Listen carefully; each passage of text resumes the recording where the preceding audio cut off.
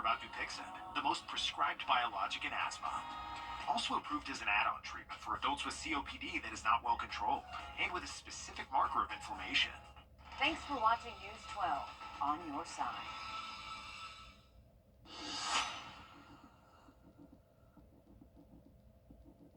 At Parker's Kitchen, bigger really is better. That's one huge chicken tender. Goes great with our giant serving of Parker's signature sauce. Only at Parker's Kitchen.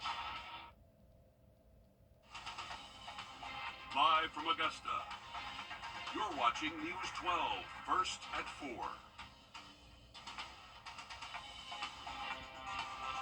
Welcome in. I'm Courtney Hicks. We appreciate you joining us. We are tracking a few storms tonight and tomorrow. Your first alert meteorologist, Mikhail Hannah-Harding, that's who's actually doing the tracking. He is here with more of those storms that we can see. Mikhail, still another busy day, yeah? Hopefully not, actually, but we are looking at water vapor imagery out there for today and just talking about this big upper level area of this week coming up. All right, thanks, Mikhail. We will stand by. As you can imagine, the town of Langley is continuing cleanup after an EF1 tornado hit Aiken County. Your Audrey Dickherber has a look at the destruction left behind. You can still see some of the damage and aftermath from the tornado that came through Langley yesterday. Fallen trees, damaged homes, cars, buildings, and power lines are just some of what you see when you drive through the area. But cleanup is underway throughout the area, and you will see crews like tree service companies, electricians, internet providers, and even neighbors that have come to help clean up the damage, some even doing it for free. People who live in the area say it's a tight-knit community, and they all look after each other, and that they even thought that it could take a while to get back to normal, but that they will still do what it takes to get there. Reporting in Langley, Audrey Dickherber, on your side. All right, thank you so much for that, Audrey. And there are some road closures from the flooding in Allendale, Aiken, and Aiken counties. This is a look at the SC.dot map. Some roads include Landing Road in Aiken County and SC3 and US 278 in Allendale County. We will absolutely keep you up to date on when these roads reopen. A 62-year-old man has been identified after officials say he was found in a home that was, quote, unsafe, nasty, and uninhabitable. Deputies say David Grigg was found by his friend on Harding Road off Peach Orchard Road just before 10 this morning. Coroner Bowen says Grigg died on the scene. An autopsy has been scheduled. And the city of Augusta is temporarily closing the Riverwalk for work tomorrow for debris cleanup following the impacts of Hurricane Helene. Officials say the Riverwalk is expected to reopen to the public May 26th, and the Saturday market will have its normal hours during the closure. And if you've been to downtown Augusta lately, you may have noticed trees are cut down today in Augusta commissioners talking about no unbooked. And we're taking a live look at Grovetown and I-20, where lane closures continue this week at the diverging Diamond interchange from Columbia Road. This is a part of the road widening project for Lewiston Road. Closures will be from 9 a.m. until 4 p.m. tomorrow through Friday. And this week, more local businesses are helping give back to the families of Deputy Brandon Sykes and Deputy Gavin White. Tomorrow, Ziggy's Coffee in Augusta is donating 100% of its sales to the families from 4 to 6 p.m. on Ferry Road. And on Thursday, all El Rey locations are donating a portion of proceeds from their sales from what they call Spirit Day. This will be from 8 a.m. until 10 p.m. You can also donate on the Tunnel to Towers Foundation website. We have the link at wrdw.com. South Carolina Governor Henry McMaster signing more than a dozen bills into law. Some of those bills include a liquor liability law and major energy. Part of the tort reform and liquor liability bill will address the rising liability insurance costs, making it unaffordable for bars and restaurants to stay open across the state. The energy bill would streamline the permit and appeals process for new power plants. Coming up on Live at 5, State House reporter Mary Green has more on these bills and other bills passed. Georgia is now the second state to block a pesticide manufacturer from lawsuits, what the lawsuits claim and why the governor is signing legislation protecting them. That's coming up, Mikhail. And we are looking at the Thurman Dam here. It's a nice day outside. Still some clouds out there, though. We'll look at more rain chances into this evening and tomorrow coming up next. First Alert Radar, powered by Jim Hudson Automotive Group. Where's the best place to buy kids' Average as we close out the week. All right, thank you, Mikhail. Georgia is the second state to shield the maker of Roundup weed killer from cancer claims. Governor Kemp signing legislation designed to protect the company from lawsuits claiming it failed to tell customers its popular weed killer could cause cancer. It is written broadly enough to provide legal protection in Georgia to any pesticide manufacturer that follows federal labeling requirements. North Dakota's governor signed the first such law last month. And a new bill signed by Governor Kemp aims to reduce unlawful pet sales that impact shelters in the state. This comes after a recent increase in unorganized puppy sales, where many of the animals may not have proper vaccinations or they could have unknown health issues. The governor's signing will make these outdoor sales in places like parking lots illegal. It's going to impact our local humane societies and animal shelters, and they're going to be it's going to impact those dogs and those areas, those facilities, so that they're not overrun and overburdened, and ultimately help your tax dollars not be overrun. And you can make an exchange at law enforcement facilities during daylight hours. Penalties for violations increased with each offense. Now, this bill will go into effect July 1st of this year. And tomorrow, there will be an expo for veterans in Augusta. You can get your VA benefits, and there will be a hiring fair as well, along with clinics and a keynote speaker. This is going to be from 8:30 a.m. until 4 p.m. at the W.T. Johnson Center on Hunter Street.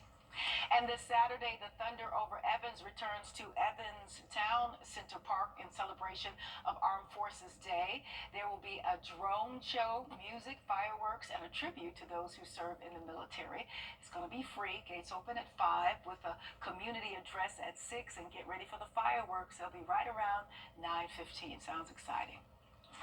All right, on today's Grant Me Hope, we are introducing you to twin brothers looking for a patient, active family that's willing to support their ongoing therapeutic needs. Take a look.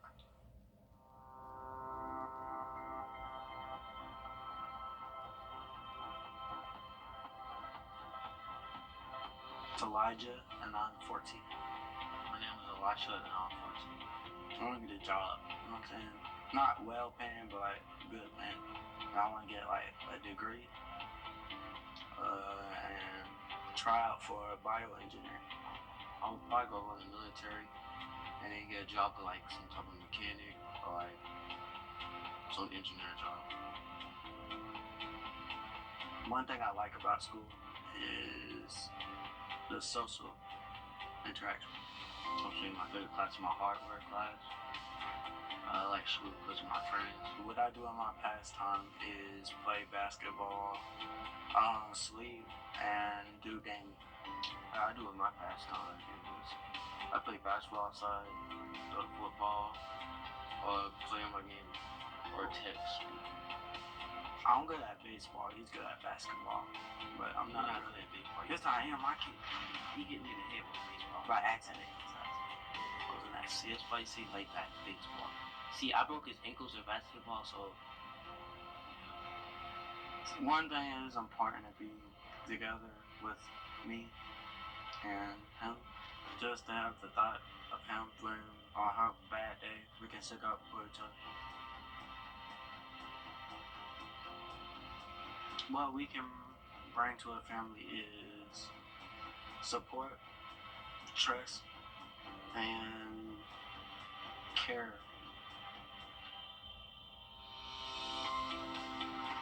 My name is Elijah. My name is Elisha, and we're looking for a forever home.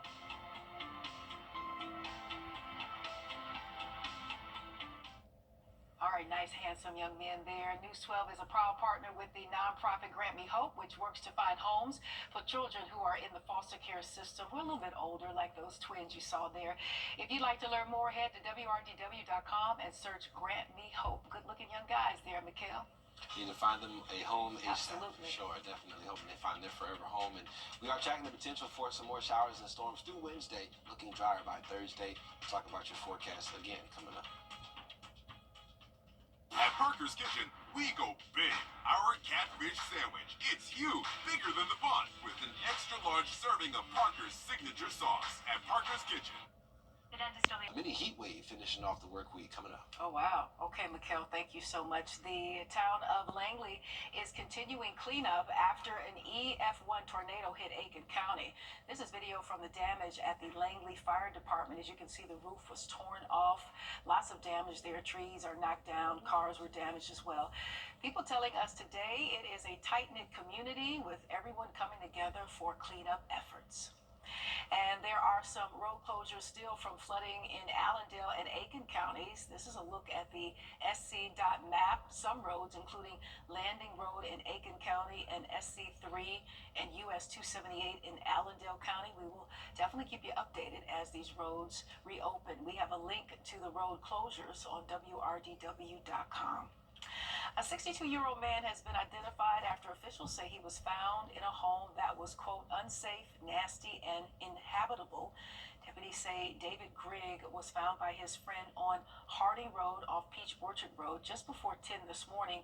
Coroner Mark Bowen says Grigg died on the scene. An autopsy has been scheduled. The city of Augusta is temporarily closing the Riverwalk for tomorrow for debris cleanup following the impacts of Hurricane Helene. Officials say the Riverwalk is expected to reopen to the public May 26th, and the Saturday market will have normal hours during this closure. And if you have been to downtown Augusta lately, you may notice trees are cut down today in Augusta. Commission today. And another live look a little closer to home this time at Grovetown and I-20, where lane closures continue this week at the diverging Diamond interchange from Columbia Road. This is a part of the road widening project for Lewiston Road. Closures will be from 9 a.m. until 4 p.m. tomorrow through Friday. And this week, more local businesses are helping give back to the families of Deputy Sykes and White. Tomorrow, Ziggy's Coffee in Augusta is donating 100% of its sales to the families from 4 to 6 p.m. on Fury's Ferry Road. And on Thursday, all El Rey locations are donating a portion of proceeds from their sales to what they're calling Spirit Day. This will be from 8 a.m. until 10 p.m. You can also donate to the Tunnel to Towers Foundation website. We have a link on our website at wrdw.com as we continue to keep those families in our prayers. Another cooling inflation report, more on why analysts are still watching and waiting. That is coming up. Hey, Mikhail.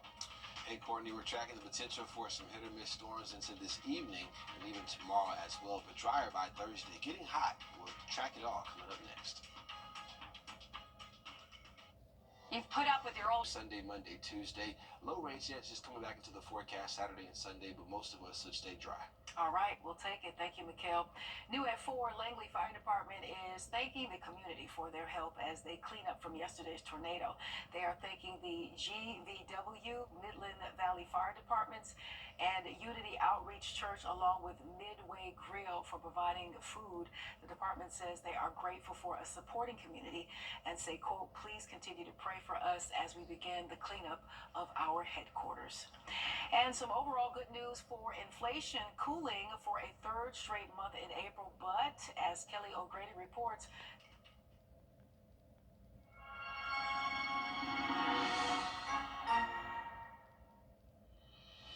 some moments are too perfect for words. A love so true, a night so magical. At Windsor Jewelers, we help you find the ring that tells your love story. A ring as timeless as your forever. Because when the moment is right, only the perfect ring will do. Windsor Jewelers, where forever begins.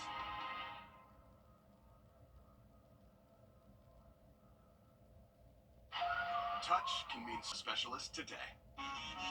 This is JTV. This is JTV, and this is JTV. Shop JTV Jewelry Television and JTV.com for amazing jewelry looks at unbelievable prices. Every style, every color, everything you love about jewelry. This is JTV.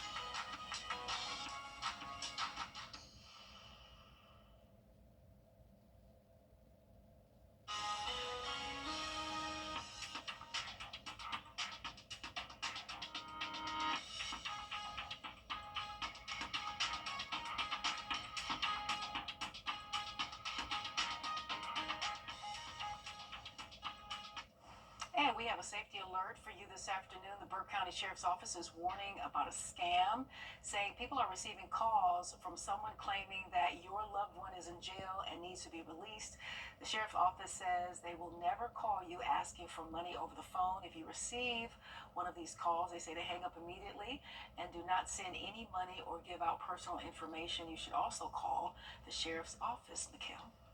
Good information right there, yeah. Courtney. Tracking some showers, just still rotating through the looking at some heavier downpours now in the Washington and Hancock area, crossing over into Glasscock and Warren County as well, and just some very widely scattered showers east of that around the region. So we'll keep a low chance for some shower activity into this evening. Just keep the rain gear nearby, but I wouldn't necessarily cancel any outdoor plans. It does get drier and hotter finishing off the week. We're looking at 93 by Friday. Wow. Okay. Thanks, Mikhail. Live at 5 is up next. Meredith and Riley gonna take it on in for you. Have a good one. We'll see you at 11. Take care. Severe weather season is here, but you're good. You get the First Alert with forecasts where you live. WRDW First Alert weather on your side. I'm Austin Jackson, and for me, keeping it local really matters. If you've been injured, you need a law firm with experience in our area's courtrooms and a track record you can trust. If you've been injured, call Austin Jackson, the Augusta guy, 706-724-7224. Garden mats eliminate Tomorrow morning, so keep the rain gear around as you do wake up. Not going to be a washout for you tomorrow, but we are looking at those storm chances around 40%, as we could see some rain in the morning and then the opportunity for some storms in the afternoon.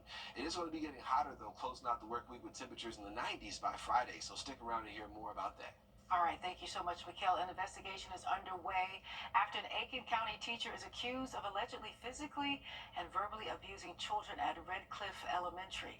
Tonight, the Aiken Public School District members, along with the community members, giving their input on the investigation. With that, we bring in your Kennedy Payne, who joins us live in the newsroom. And Kennedy, we have found multiple police reports last year after an incident with a special education teacher. So leading up to tonight, what do community members have to say now?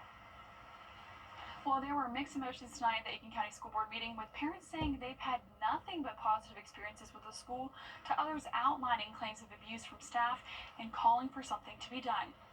In October, a Red Cliff Elementary parent filed a police report after an incident with a staff member alleging a student was dragged across the playground and put in a room to calm down. The incident report also claims the staff member shoved the child on the ground multiple times, leaving red marks on his arm and bruising on his back. A man who physically abused multiple children, including my child, while he was there as a paraprofessional working with students with disabilities. Emily Satterfield says after the incident took place, the staff member was welcomed back to the school to volunteer for a school activity. When brought to the admin's attention, it was stated that they had no clue he was there. This put every single child there at Red Cliff at risk of abuse and neglect, possibly triggering those that he previously hurt. Another parent of Red Cliff Elementary spoke to share her experience with the school, saying the incident has led to negative rumors online. Talks of like gang violence and stuff with elementary school kids is just crazy. I just want to say that I have no issues, and my daughter is loved there. She is excelling. News 12 also uncovered another police report made by an employee concerned another staff member was physically and verbally abusing children. According to a police report in another incident, it was reported to police that a juvenile was being abused by a staff member, alleging students were forced into corners for long periods of time, grabbed by their wrist, and forced to slap themselves on their hands. The names of these staff members in these reports are redacted, so we are unsure if they're complaints against one specific staff member or multiple. And Jim Broom is the representative for District 2, which includes Red Cliff Elementary. He tells us that the investigation is still ongoing. All right, Kennedy, thanks for the update tonight. I'm sure you'll keep us posted on any developments. We appreciate you. And figuring out what to do with the Fairfield Street Bridge in Aiken is not getting any easier. One plan previously considered involved tearing and rebuilding the historic bridge, which connects to the historic district of downtown. Now, community members spoke out against the plans, stating that the bridge holds landmark status. Residents say they want a design that reflects the historic aspects of the community. The city withdrew its application at the last design review board to start over with plans for the bridge. So now the city is back to the drawing board with new ideas and continuing to gather public input for the project. And this is a look from this afternoon after that EF1 tornado hit Langley yesterday, damaging the fire station and other areas in the community. In an update today, the fire department thanked everyone for their prayers and also thanking the GVW Fire Department along with Midland Valley and Beach Island fire crews for their support. New tonight, the Richmond County Sheriff's Office is investigating after finding a woman stabbed multiple times. She was found on Windsor Spring Road near Wood Lake Road. Deputies say she was taken to the hospital, seriously injured. 2 suspects were detained at the scene for questioning. We are working to learn more information and we will keep you updated. New details tonight as a 7th person has been arrested and charged with murder in connection to the shooting death of Samson Green in Orangeburg County at the Crown Inn on Bamberg Road. The Orangeburg County Sheriff says 17-year-old Carlos Esau is in custody, charged with murder. He is the 7th person charged in this case.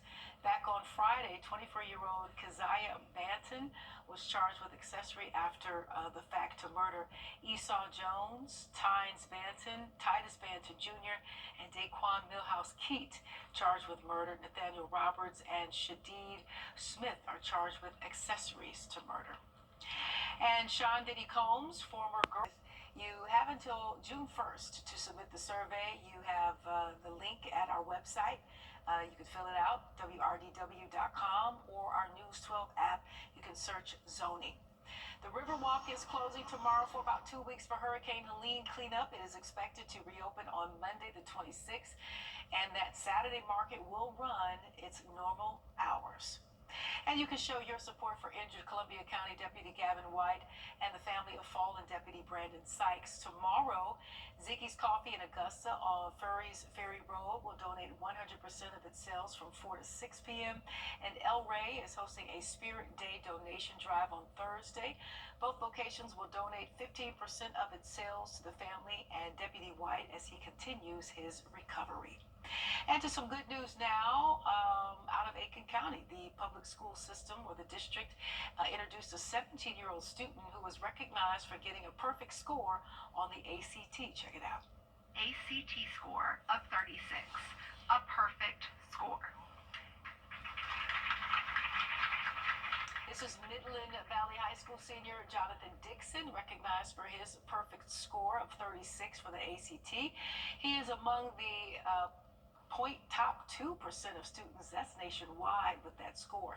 Dixon will be a first-generation college student studying mathematics at the University of South Carolina. We heard more about Dixon's accomplishments at this meeting.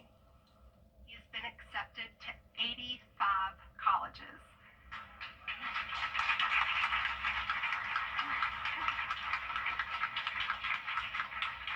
And has been offered more than $4.6 million in scholarships and financial aid. He's a 2025 early graduate, a Palmetto Fellows Scholarship recipient. He also scored a 1540 on the SAT. Pretty impressive. He's also a self-taught musician, fluent in multiple language. His family, along with school staff, joined him today at this board meeting for the recognition. And Mikkel, I know in the 10 o'clock you looked up the perfect score for the SAT. I did, 1600. And he got a 540. 1540. A 1540. 60 points shy of a perfect score. Awesome. It's a smart man right there. He won't have any problem in school. Definitely love to see that coming right here from the CSRA. Tracking the potential for some isolated storms tomorrow, 84, so it is warmer. We'll look at the forecast next. At Parker's Parker's Kitchen, we go big. Our catfish sandwich. It's huge, bigger than the bun, with an extra large serving of Parker's signature sauce at Parker's Kitchen. We're here for the sports with local teams who will play. Speaking of South Carolina, high school league resumes state playoffs. We'll take you to the diamond coming up next. What's with all the goats? Goat. George's outstanding attorney team? After you've been injured in a car crash, call George C. Injury Lawyers and get the GOAT on your side. Hurt? Call all nines now. This is Signs. First Alert Radar, powered by Jim Hudson Automotive Group. On your sideline, sponsored by Chandler Law Firm. When you don't hear your name called in the NFL draft, that doesn't mean you have to close the book on your dreams. You may just have to wait for another door to open. The 49ers came knocking. Evans Derek Canteen was there to answer. The undrafted corner was given a tryout at rookie minicamp. He made an impression worth 3 years in the Bay. To make room for Canteen, the 49ers waived safety Quindell Johnson, and the potential to start or at least get some minutes is there. The Evans native enters a backfield that has a ton of question marks. He's the second undrafted free agent corner to sign with San Francisco. Last season with Cincinnati, he started in all 12 games and recorded 44 tackles. There was a question for quite some time of who was going to take the head coaching gig over at Grovetown basketball. Well, it's finally official. The Warriors will now be led by Jerry Hunter. The former Westside coach is making the move from 2A to 6A. This is his third change in the last 15 years. He won a state title with Laney back in 2012 and led the Cats to the state semifinals in each of his 3 seasons. Hunter left the Cats baseball program for the Patriots in 2019, where he stayed put for the last 6 seasons. He transformed a struggling program into a GHSA powerhouse, winning 3 consecutive 2A titles. He leaves Westside with a 128-43 mark.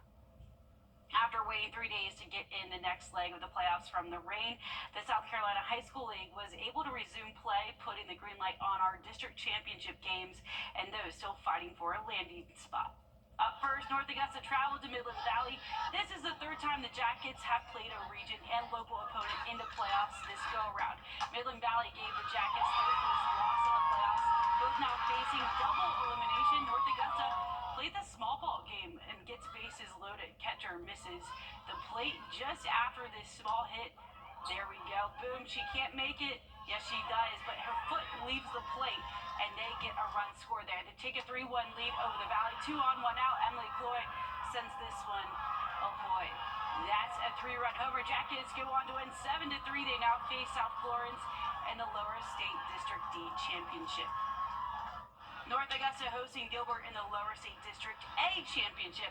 The Jackets were shut out by Gilbert in their previous 2 meetings during the regular season, but they hung with them until the 7th. Gilbert scored 2 to create distance off a bases loaded, then got a free base. The Indians went to town again, scoring 2 more. Jackets dropped this round 6-2. They go against Gilbert on the road Thursday, and they'll now face elimination.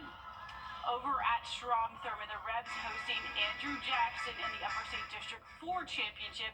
They've already beaten them once, just needed 1 more. Rebs led 2-0, but were matched in the 3rd. They pretty much stayed that way over the course of the next 2.5 innings until Caleb Simpkins got to 3rd on a pass ball, and McAllister brought in the winning run in the bottom of the 6th. Thurman wins it 4-3. They get the 2A Upper State District 4 title to go along with it. Fox Creek moves on. They're now headed to the Upper and Lower States Finals. They go to Oceanside Collegiate on Thursday. So a lot of baseball games to be played and more to even get closer to that state championship final. Time and Temp, brought to you by your First Alert weather team. I've had an opportunity mattress purchase only at Ashley. And Thunder Over Evans is back. The annual show honoring the military community is on Saturday. Gates open at 5. The big fireworks show expected right around 9:15 at Evans Town Center Park, with the event ending around 11. It is free, so listen here. No tents, coolers, or pets allowed. It's a rain or shine event. And last year, they said about 15,000 people were inside the event, another 10,000 outside. So you might want to get there and stake your claim a little early. I would say so. It's a lot of people right there. Indeed. Definitely a staple event in the region. Mm-hmm. So it's a fireworks show like no other. And they usually have, for the past couple of years at least, drones. Oh, so, wow. Yeah, they have a drone show to accompany that pyro show. So. Have you guys ever been? No, I've never been. I've never been, but I heard great things about it. I know a lot of people like to go out there. It's something family friendly. I was working on the weekend, so I never was able to go. But I always saw the reporter out there. They looked like they had a lot of fun. Yeah. Gio would not like it, so I obviously pets probably can't will be come out. anyway. So it works out. Yeah, no tents, Yeah, no even pets, if you no were to. coolers. Yeah, but Mikhail, how's the weather going to be for that night? Pretty decent? Definitely. It's looking hot out there during the daytime, but by the evening, it's still going to be muggy out there, I will say. Not going to be a cool fall night by any means, so just nice and mild. All right. Thanks, guys. And thank you for joining us. We appreciate it. Have a good one, and we will see you back here soon. Good night. Out of here.